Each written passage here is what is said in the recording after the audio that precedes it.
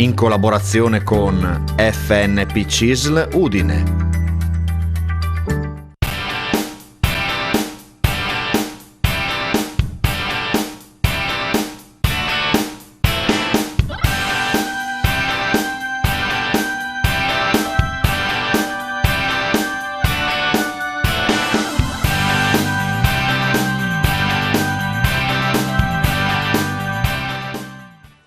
Eccoci qua puntuali come ogni mercoledì al consueto appuntamento con lo sportello pensionati. Bene, vediamo subito chi sono i nostri ospiti di oggi. Con noi in studio alla mia destra Silvano Dentesano, che è coordinatore RLS FNP di Udine. Alla mia sinistra Renzo Mularo dell'FNP di Codroipo. Buon pomeriggio, buonasera, come state? Tutto bene? Rientrati dalle vacanze? So che avete fatto una vacanza lunga, Sì, stiamo Perché camminando. da un po' che non vi vedo in trasmissione. Diciamo che stiamo uscendo un po' dal cammino della Valle Oscura, no? Che è rappresentata un po' da questa naturalmente da questa pandemia che ha colpito tutti. Ha colpito soprattutto, diciamo, pensionati, anziani, soprattutto residenti in case di riposo. No? Ecco, so che oggi proprio all'interno del sindacato, della sede sindacale, vi siete incontrati per parlare di vaccinazioni, per parlare di Green Pass. Ecco, che cosa è emerso da questo incontro di oggi? A parte che possiamo dire... No, anche tu sei appena passato fuori dalla stazione di Udine, non c'era praticamente nessuno. Esatto. Oggi sembrava dovesse esserci una manifestazione imponente, fortunatamente le forze dell'ordine erano schierate lì, ma Esatto. Sì, non sono servite, ecco, esatto. Per fortuna. Noi abbiamo avuto oggi un coordinamento, una riunione del coordinamento dell'Udinese, dove abbiamo toccato anche principalmente il passaggio riguardante un po' il Covid, la pandemia. Diciamo che lì è emerso che la posizione nostra, la posizione del sindacato, la posizione della CISL, diciamo, è assolutamente favorevole per una obbligatorietà della vaccinazione. Perché riteniamo, insomma, che per continuare a sviluppare una vita di relazioni, una vita sociale, no? Una vita di incontro anche, di scambi di idee e tutto, ci debba essere accertato naturalmente dal punto di vista medico, come è stato fatto, ci debba essere un obbligo sulla vaccinazione. Certamente rispettiamo anche naturalmente chi la pensa in maniera un po' diversa. L'importante, secondo noi, è che anche queste persone piano piano riescano a convincersi che soprattutto è una questione anche di rispetto dell'altro, no? Di rispetto altrui, delle altrui persone, ma soprattutto quello che noi ci auspichiamo è che non vengano poi queste manifestazioni un po' di violenza nei confronti dei cittadini, nei confronti dei portatori anche dell'obbligo del vaccino. Pensiamo a quello che è successo al dottor Bassetti in questi giorni, pensiamo a quello che sta succedendo anche sui social, perché c'è poi si trasmette questo rischio, no, che sull'uso di questi social si rischi veramente molto, anche perché a tuttora sono un po' incontrollati, per cui si entra lì, si scrive quello che si vuole e poi purtroppo questo porta a una degenerazione anche del quieto vivere civile, insomma. Ecco, per quanto riguarda il Green Pass invece c'è stata anche una discussione, insomma, lì le problematiche sono varie che riguardano naturalmente vari settori, che sono quelli della scuola, della sanità e soprattutto del mondo del lavoro.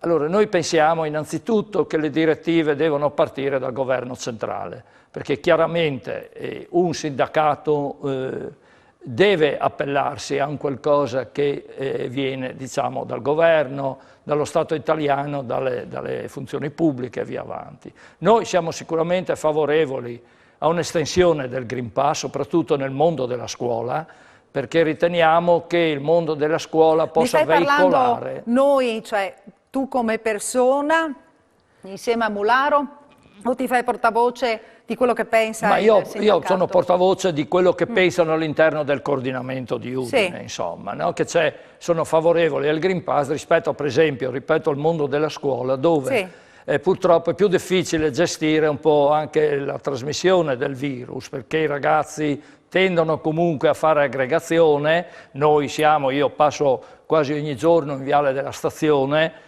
Quando riprenderà la scuola ci sono queste aggregazioni di studenti, questi mucchi di studenti che parlano senza mascherina, che non mantengono il distanziamento, per cui diciamo che incoraggiamo alle vaccinazioni, che dal punto di vista sindacale dovrebbero essere obbligatorie, e di conseguenza poi alle vaccinazioni naturalmente a scaricare il Green Pass, anche perché io che frequento un po' il mondo culturale, diciamo musicale, no? Gli ultimi 3 concerti che ho assistito non si entra se non si è al Green Pass. Si va a teatro, non c'è il Green Pass, non si entra. Al cinema uguale, fra un po' al ristorante, al chiuso, perché adesso c'è la bella stagione, magari il problema non è sentito, ma appena fa un po' freddo che i ristoratori dovranno ristorare all'interno, naturalmente c'è l'obbligo del Green Pass. Quindi al di là delle obbligatorietà o meno, io penso che sia un'opportunità che tutti devono capire e tutti devono accedere, insomma, ecco. Sentirei anche il parere di Renzo Mularo, no? Che ricordiamo essere un ex ispettore del lavoro. Mi piace ricordarlo ogni volta che vi no? Mi piace che lei me lo ricorda ogni volta. Sì? Sì. Beh, le piaceva il lavoro che faceva, sì? Sì, sì. Ecco, sì, no, cioè, il lavoro che ho fatto l'ho fatto con coscienza e con coscienza. Non penso, ovviamente avrò fatto sicuramente tanti difetti, ho avuto tanti errori o quant'altro, però ho sempre cercato di svolgere il mio lavoro nell'ambito di quello che era previsto per legge e cercando di risolvere i problemi sia per il datore di lavoro che per i lavoratori.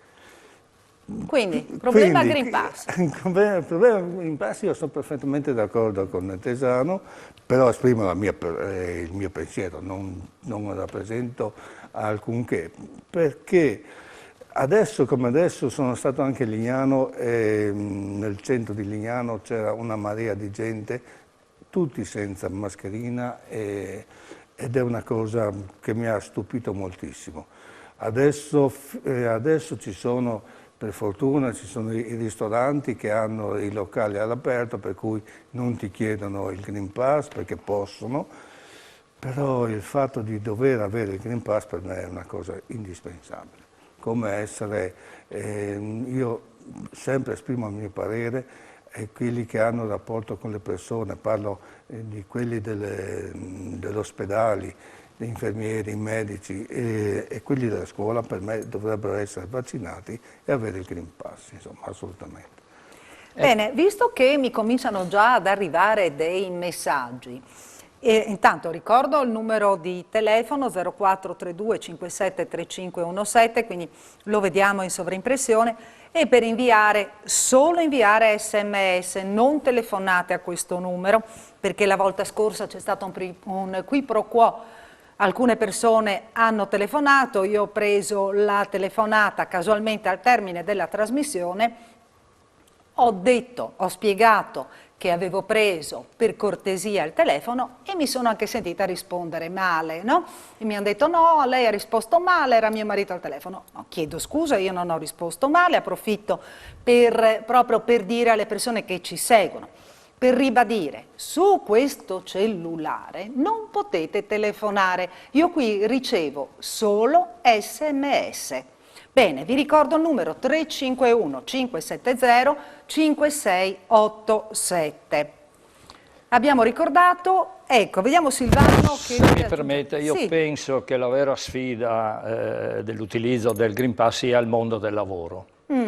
Perché lì si sono aperte molte discussioni anche all'interno della stessa Confindustria, perché è chiaro che lì ci sono problematiche abbastanza pesanti anche nel ledere il diritto un po' del lavoratore a entrare sul posto di lavoro, al rispetto del contratto di lavoro. Io so che i nostri attivi stanno veramente a cuore questo problema, stanno lavorando un po' anche perché diciamo che è loro la funzione principale, no? Sono loro che poi sono sul campo vicino ai lavoratori, vicino agli imprenditori chiaramente, perché ci deve essere anche lì una sinergia, no? Ci deve essere secondo me una condivisione di un percorso per far sì che anche il mondo del lavoro sia un po' protetto, perché poi tutto questo va a svantaggio sia del lavoratore e naturalmente sia dell'imprenditore. Quindi la vera sfida secondo me si giocherà, che avrà un risvolto anche economico sicuramente diciamo, legato al mondo del lavoro, quindi vaccinazione sul mondo del lavoro e Green Pass per entrare in fabbrica. Ecco. Avrei bisogno di un'informazione, ci sono ancora bonus di sostegno per le persone come noi che percepiscono? Io 500 euro e mio marito 700 euro al mese. Anna da Gorizia. Si riferisce al bonus? Qui chiede se ci sono bonus di sostegno per persone che prendono praticamente la signora 500 euro e il marito 700 euro al mese.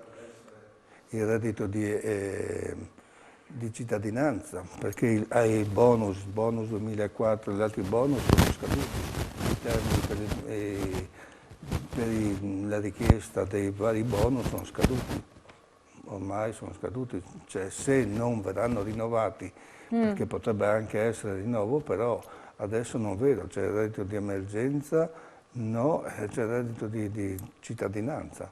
Per chi deve avere certe determinate caratteristiche. Deve avere determinati requisiti, naturalmente, no? Bisogna vedere se rientrano, perché 500 euro, sì.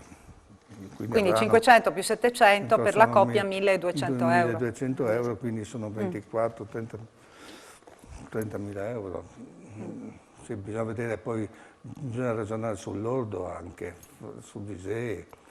Ecco, quindi il consiglio che diamo a questa signora che ci ha scritto di rivolgersi a un patronato per vedere se effettivamente ci sono le condizioni. Il reddito di cittadinanza non è il patronato, il reddito di cittadinanza è il CAF. E il CAF, sì, è vero. Deve fare il reddito di emergenza è l'INAS. Il reddito di emergenza è il patronato, però esatto. Il CAF sicuramente deve fare l'ISEE, sicuramente che è l'attività che il CAF svolge maggiormente in questo periodo, oltre a terminare i 730, dall'ISEE si può vedere cosa può fare.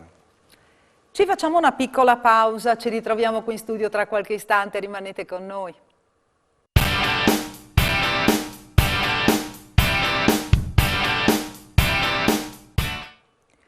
E abbiamo un altro messaggio, volevo sapere se le ferie maturate nell'arco dell'anno possono essere usufruite nel periodo di preavviso del licenziamento per pensionamento. Grazie, Donata da Gradiscutta.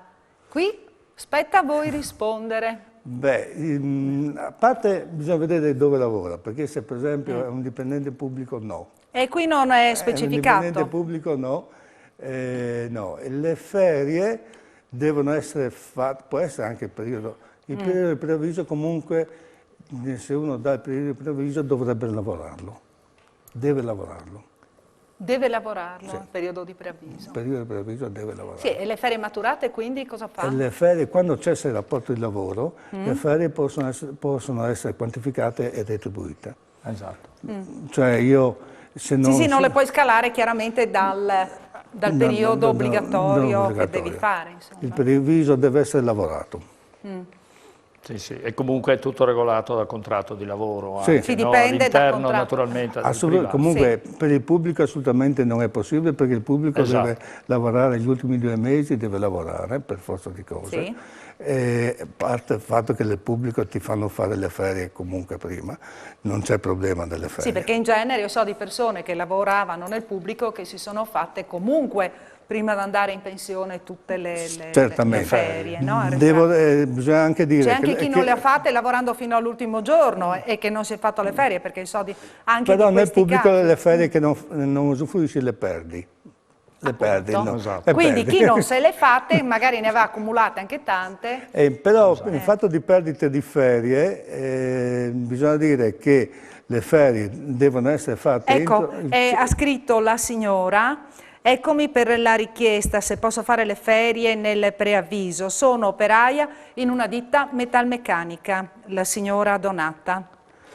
Si può fare le ferie all'interno del preavviso di pensionamento. Di pensionamento sì, però da quello Non che... nel preavviso. non... Il preavviso se lo deve fare almeno. Normale. Il preavviso deve Perché farlo. lei dice se posso fare le ferie nel preavviso. No, deve lavorare, il preavviso deve lavorarlo. Anche nel settore metalmeccanico, no? Sì, il preavviso deve essere lavorato. Esatto. Deve essere lavorato, diciamo, se il preavviso, se viene licenziata la ditta, nel periodo di preavviso uno ha diritto di andare a cercarsi un altro lavoro, può avere diritto a permessi o quant'altro, però deve lavorarlo. Quindi anche se viene licenziato dalla ditta? Certo. Devo dire un'altra cosa, le ferie però devono essere fatte entro il 18° mese successivo alla maturazione, cioè se io nel 2019 non ho fatto, mi mancano le ferie, io dovrei farle assolutamente entro giugno del 2021. Esatto.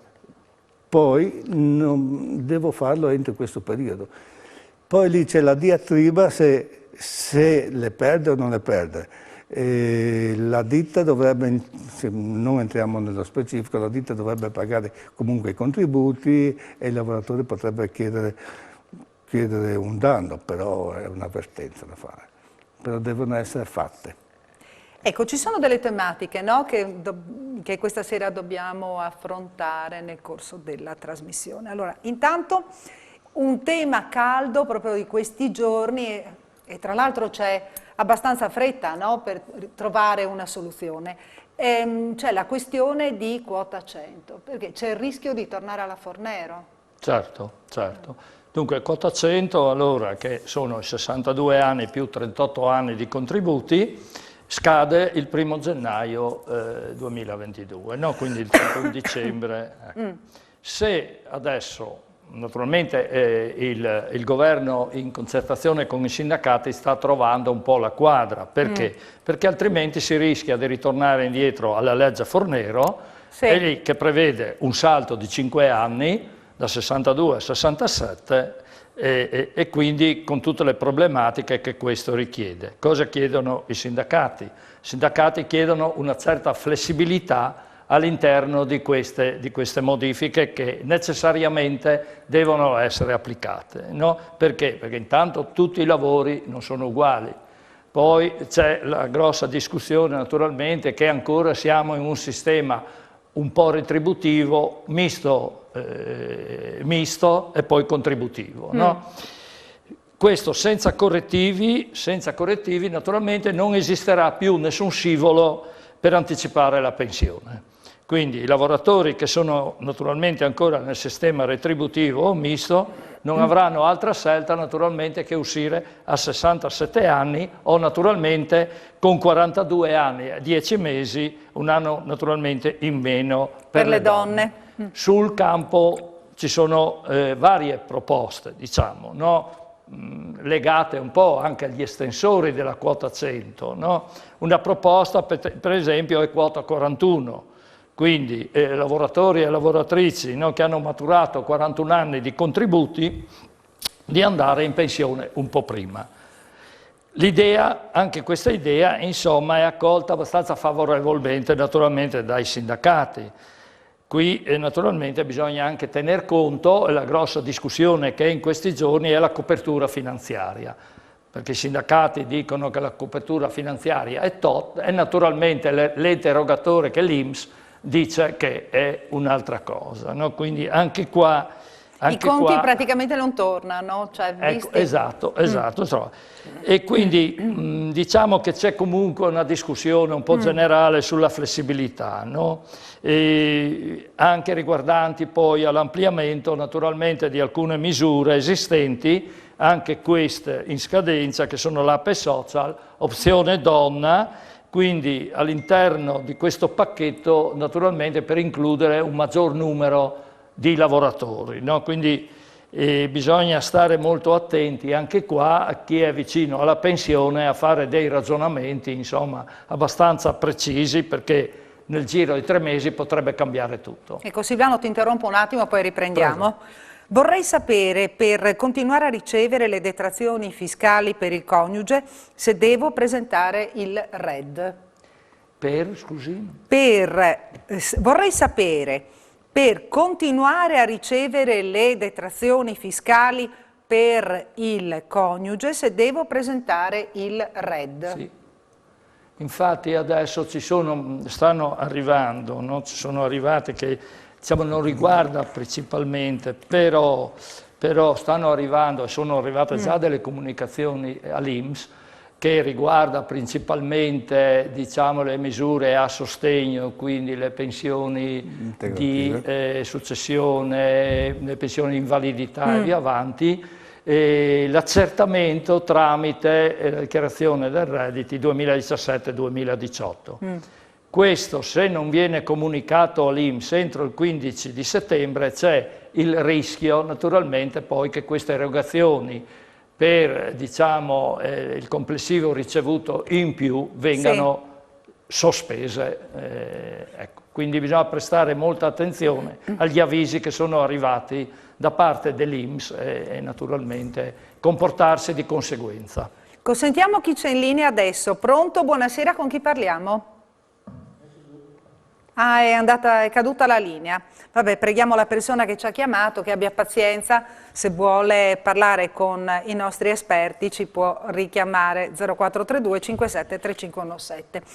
Chiedo scusa a Silvano che ho interrotto mentre stava parlando. Diciamo che un'altra soluzione potrebbe essere, diciamo, una mediazione, no, tra i 41 anni e i 62 anni con almeno 20 anni di contributi, considerando naturalmente, ci ripetiamo ancora una volta, che tutte le pensioni ormai si stanno portando verso il contributivo, no? Verso il ricalcolo contributivo.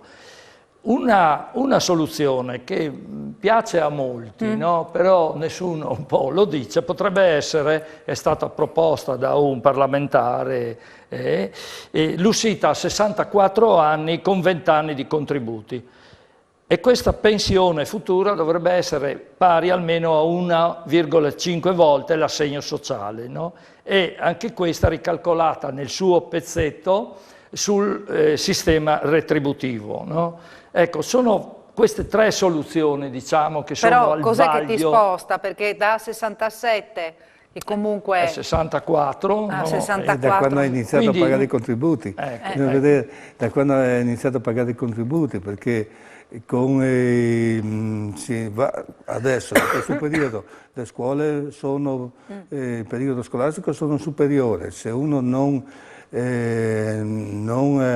paga i contributi, comincia a lavorare pagando i contributi molto tardi, si trova che a 30 anni non ha contributi, per cui raggiungere i 42 anni e 10 mesi di contributi è molto lunga. A meno che non ci siano facilitazioni, perché parlavano, no?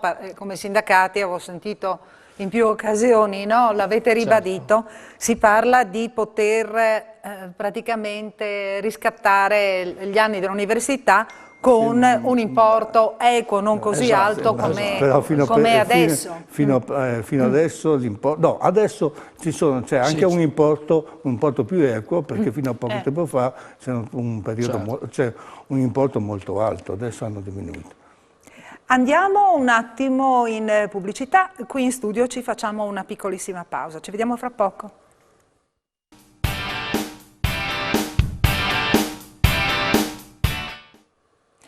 Messaggio, volevo sapere, nella pubblica amministrazione è possibile avere 6 mesi di ferie accumulate? E qui ci rivolgiamo all'ex ispettore del lavoro. No. Vediamo cosa ci risponde. Per quanto mi riguarda no, non so in che settore di cui qui si parla, però per quello che è a mia conoscenza, le ferie nella pubblica amministrazione te le fanno fare, anzi, entro aprile o al massimo entro giugno dell'anno successivo. Per cui anche uno maturando in un anno 5 settimane di ferie deve farlo, cioè non può arrivare, deve farlo le 5 settimane dell'anno precedente, deve farlo entro giugno, per cui al limite le rimarrebbero le altre 5 settimane dell'anno in corso, ma non sicuramente 6 mesi. Che possibilità per casalinga con 20 anni di contributi e 59 anni? Che possibilità ci sono? 30 anni di contributi? 20 anni di contributi e 59 anni. Adesso come adesso deve aspettare 67 anni, perché anche per le donne adesso è 67 anni. Non ha la possibilità. Esatto. E qui c'è una segnalazione: sono un dipendente, ho chiesto al mio datore di lavoro un permesso per andare a fare un rinnovo del passaporto in Albania. Inizialmente mi ha detto di sì, così ho fatto il biglietto e tutto. Il giorno prima della partenza mi ha detto di no. Adesso mi ha mandato una raccomandata dove mi riferiva di essere licenziato. Cosa devo fare? Rivolgersi, E qui deve solo rivolgersi al di sindacato categoria, Sì, non sindacato c'è di altra... Rivolgersi al sindacato di categoria, perché chiaramente lì si può andare incontro a un'avvertenza, per cui... Vedere se ci sono intanto gli Esatto. estremi, però Quindi sì, se soltanto... lui deve rivolgersi al sindacato, il nostro, comunque al sindacato di categoria, quindi diciamo se è un metalmeccanico, Impugnato il licenziamento. Dipende dal avanti. settore, Certo. quindi rivolgersi al sindacato. C'è una questione, no, che dobbiamo affrontare, finito? Sì. Allora, anche con Mularo, la questione della dichiarazione dei redditi, no? Dovevamo parlare anche di questo. La dichiarazione dei redditi, cioè Praticamente del modello... Del modello RED. Sì, e poi c'è anche la problematica per quanto riguarda gli sportelli del sindacato, perché c'è l'FNP presente anche, no, dove ci sono anche gli altri riferimenti per le categorie, e adesso vi aspettate, o perlomeno il sindacato si aspetta una mole di lavoro per gli stagionali. Diciamo no? che per la dichiarazione dei redditi ribadisco quello che è stato detto, che entro il 15 di settembre devono essere fatti i modelli RED presso il patronato riferiti al reddito avuto nel 2017-2018, perché altrimenti l'INPS non corrisponde più le integrazioni al minimo di alcune pensioni. Volevo solamente dire che presso le sedi, Ecco, possiamo un attimo solo, perché così rispondiamo subito a chi ci ha scritto. Riscatto anni università, anche per laurea triennale, e a quali costi effettivi? Quando si deve chiedere il riscatto? Grazie e buonasera da Carmen. E poi, ecco qua, riguardo pubblica amministrazione abbiamo detto, è possibile avere 6 mesi di ferie accumulate, riguardo pubblica amministrazione, settore comunale. Rispetto appunto, questo è il seguito di prima. Quindi per le ferie, sono 2 le risposte che vanno date. Per le ferie, secondo me, esprimo il mio parere, vale per tutto il settore, tutti i settori. Io non so se nel comune, io parlo della mia ex amministrazione e anche di altre amministrazioni di cui conosco, è obbligatorio fare le ferie al massimo entro giugno. E io ritengo che questo sia valevole anche per gli altri settori del pubblico, almeno che non succeda qualcosa di importante che vengano bloccato, tipo il Covid, potrebbe essere qualcuno abbia fatto dopo, ma per raggiungere 6 mesi è un po' di ferie un po' dura. Riscatto anni università, anche per la triennale? Può farlo per me vuole. Sì, cioè il riscatto della laurea vale per i periodi, per gli anni in cui è prevista la laurea, cioè 3 anni, 5 anni, 4 anni. E adesso si parla, almeno sentivo, nell'ordine di 5.000-5.200 euro all'anno, però dipende anche da quando dipende dal reddito. Viene a costare maggiormente quando stai prossimo alla pensione, c'è una maggiorazione. Quindi bisogna farlo prima, no? Pensarci prima. Il prima possibile, per me è il prima possibile. Quando hai un lavoro, il prima possibile ti scatti la laurea, insomma. Donna, anni 60, 31 di contributi, lavoro aziendale. Quanti anni devo lavorare ancora? 60, 31, arrivare a 41 anni di contributi. Oppure lei ne ha 60. Quindi 7 anni. Lei ne ha 60 con quanti anni di 31 di contributi. Deve arrivare a 41 anni di contributi. Oppure a 67, a 67 no? anni. Esatto, 67 anni, andrà in pensione a 67 anni. Con l'età, diciamo, ecco, con l'età, 67 anni. Con l'età. Ecco, no, volevo semplicemente dire, riprendiamo il discorso, che presso le sedi dell'FNP, tutte le sedi c'è, oltre al CAF, c'è anche il patronato negli orari prestabiliti, ma fanno recapito molte categorie di lavoratori, molte categorie, rappresentanti di categorie, che certi ricevono per appuntamento, però non solo per appuntamento. Questo volevo dirle perché normalmente, dall'esperienza, risulta che in settembre-ottobre cessano moltissimi contratti di lavoro a tempo determinato, stiamo parlando Lignano per esempio, ma non solo Lignano, e sorgono spesso e volentieri dei problemi fra lavoratori e datori di lavoro, per quanto riguarda le retribuzioni, quanto riferito a quanto hanno lavorato, per cui invito qualcuno, prima di instaurare chissà che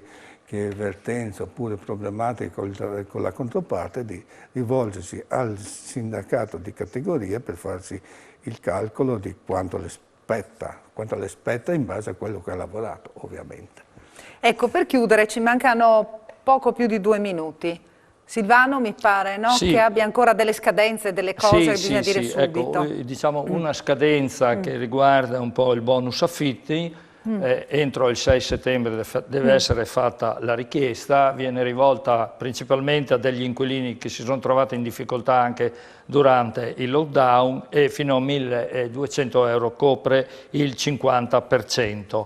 Poi ci accompagneranno fino a febbraio tutta una serie di bonus, naturalmente terme, vacanze, filtri per Ma magari acqua. di questo potremo parlare anche nelle prossime puntate, oltre no? Naturalmente quello in essere adesso che è la rottamazione dei televisori non adeguati al nuovo sistema operativo. Ecco. Una precisazione adesso perché hanno ricevuto le pensioni di settembre. Attenzione che prosegue naturalmente la trattenuta di circa 14 euro per le pensioni integrate al minimo, e queste sono dovute anche all'addizionale regionale e comunale, perché queste trattenute sono divise in 11 mesi, quindi se c'è qualche trattenuta in più naturalmente bisogna fare attenzione a questo. Volevo anche dare una informazione sul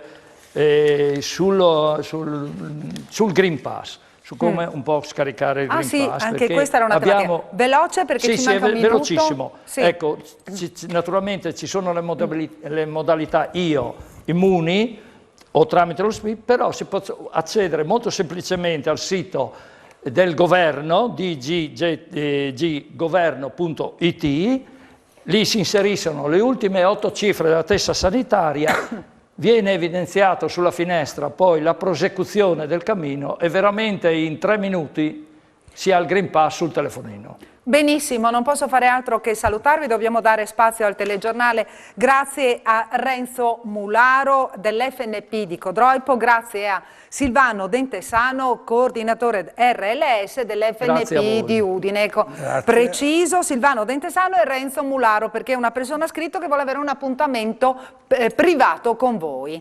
Quindi sentite i nomi. Telefonate in CISL. Grazie per averci seguito, grazie a voi per essere stati qui in trasmissione.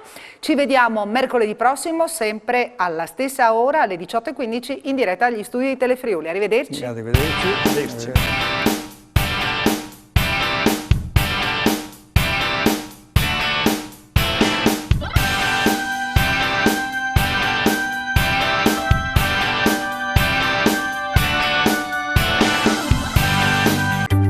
In collaborazione con FNP CISL Udine.